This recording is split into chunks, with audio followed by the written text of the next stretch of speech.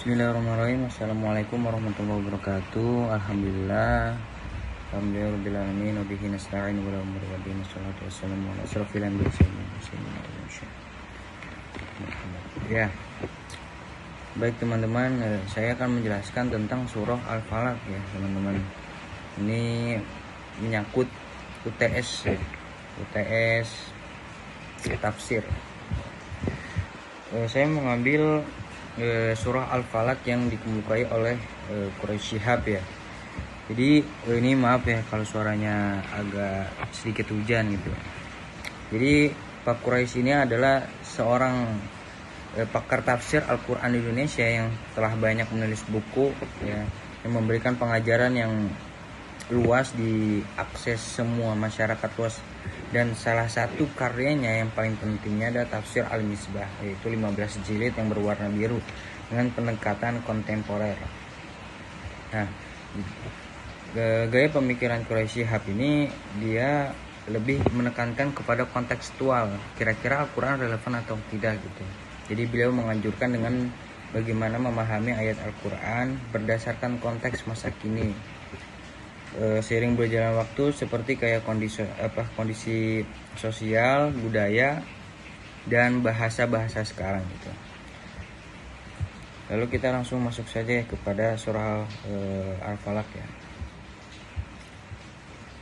Nah, surah Al-Falaq ini adalah surah perlindungan ya. Surah Al-Falaq itu biasanya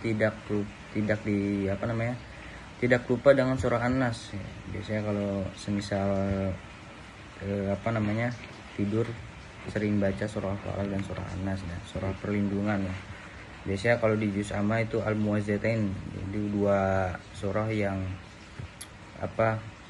menyinggung kita agar berlindung kepada makhluk-makhluk ya, makhluk-makhluk atau godaan-godaan.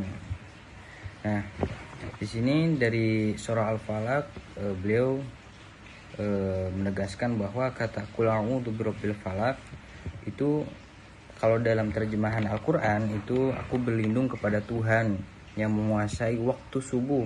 Kalau dalam juz amma atau Al-Quran biasanya waktu subuh, tapi kata beliau itu kata falak di situ adalah membelah kegelapan.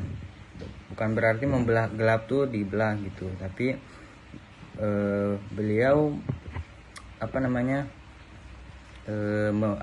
memberikan eksistensi gitu, bahwa saya yang penguasa di sini gitu, mau waktu siang, waktu subuh. Nah itu makanya surah Al-Falaq itu disebut di ininya waktu subuh.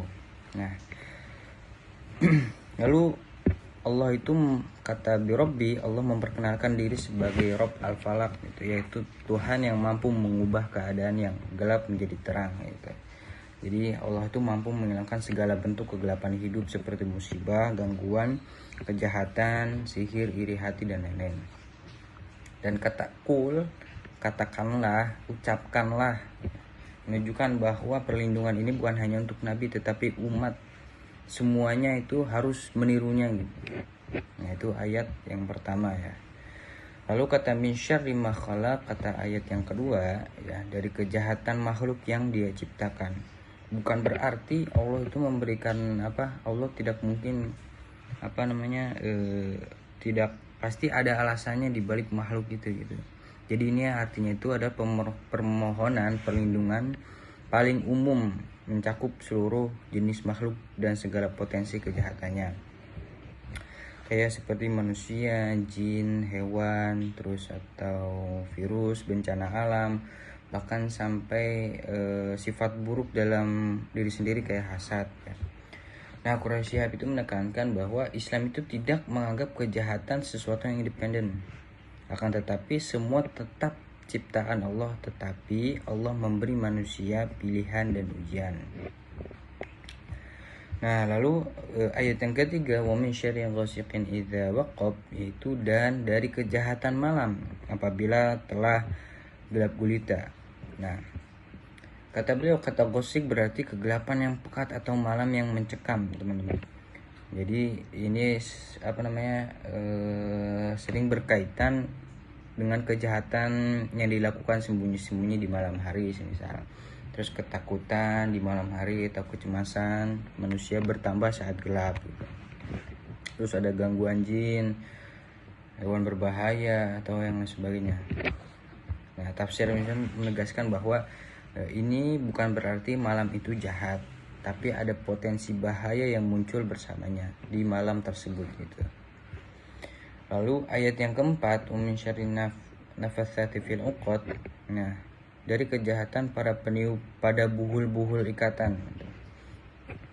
Quraisy Shihab menjelaskan bahwa ini merujuk pada tukang sihir. Nah, makanya pada surah Al-Falaq dan An-Nas di Asbabun Nuzul itu Nabi itu diperintahkan untuk membaca surah An-Nas dan surah Al-Falaq ya. Ini surah An-Nas dan Al-Falaq tidak bisa dipisahkan ya.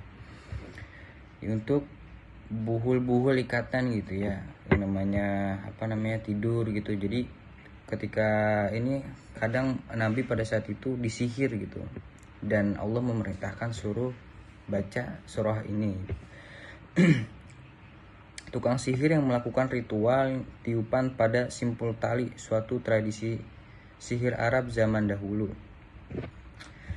Nah, yang dimaksud itu adalah perempuan-perempuan tukang sihir, yaitu kalau misalkan dalam bahasa Arabnya itu masuknya bentuk jamak muannas ya, dan jenis sihir tertentu yang memakai tiupan pada ikatan simpul.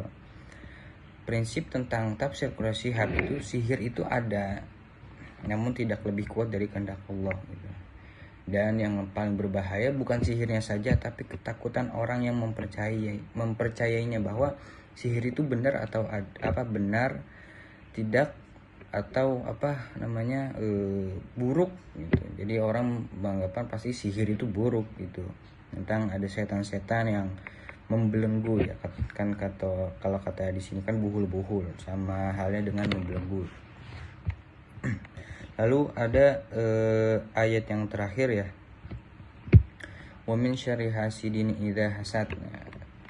Ayat yang terakhir menekankan dan dari kejahatan orang yang dengki ketika ia dengki. Nah, hasad atau dengki ini adalah penyakit hati yang ingin agar nikmat orang lain hilang. Nah, ini seringkali dalam kehidupan kita merasa hasad dan dengki kepada orang lain itu. Dan dengki bisa melahirkan kejahatan yang nyata, bahkan lebih dari nyata dan lebih berbahaya daripada sihir justru.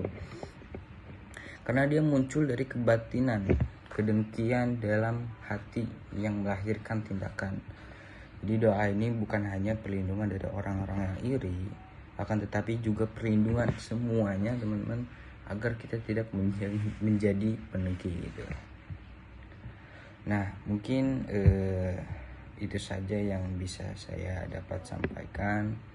Kurang lebihnya mohon maaf. Syukron haza minna summa assalamualaikum warahmatullahi wabarakatuh.